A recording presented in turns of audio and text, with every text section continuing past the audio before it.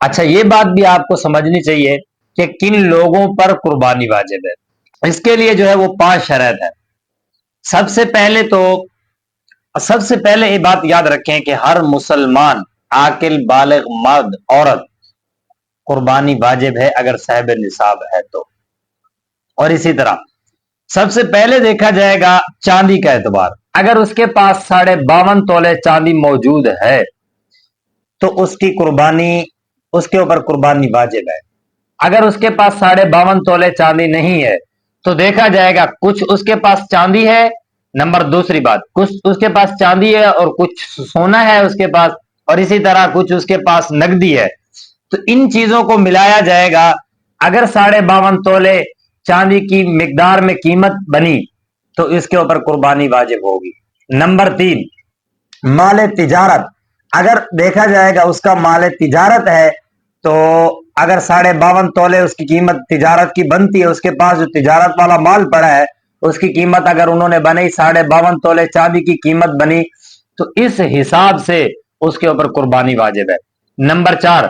اس کے پاس نقدی موجود ہیں اتنے کہ یعنی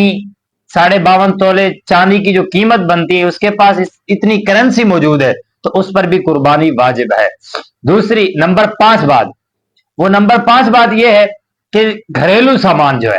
جو گھر میں زائد سامان ہے نا ان کو دیکھا جائے گا، اگر ان میں سے سب کو ملایا جائے،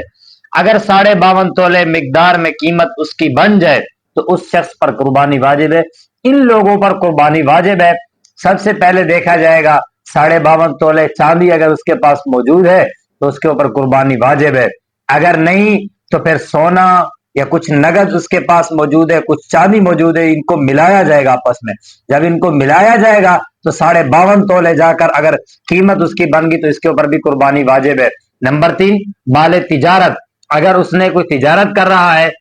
اس کے پاس اتنی تجارت والا مال ہے کہ اگر اس کی قیمت لگائی جائے تو 52.5 تولے جا کر قیمت بنتی تو اس کے اوپر بھی واجب ہے قربانی کرنا۔ اور اسی طرح اگر اس کے پاس مال پڑا ہے گھر میں یعنی غیر ضروری جو گھر میں کام نہیں آتے، یعنی بستر ہے وہ کبھی کبھی کام آ جاتے ہیں تو یہ غیر ضروری چیزیں ہیں، برتن ہیں کبھی کبھار کام آ جاتے ہیں، یہ بھی غیر ضروری ہے۔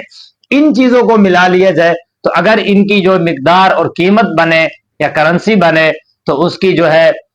اگر 52 تولے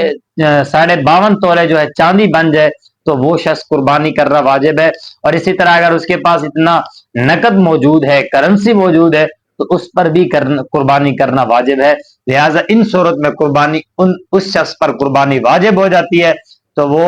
قربانی کرے گا۔ دوسری بات کہ اگر ایک شخص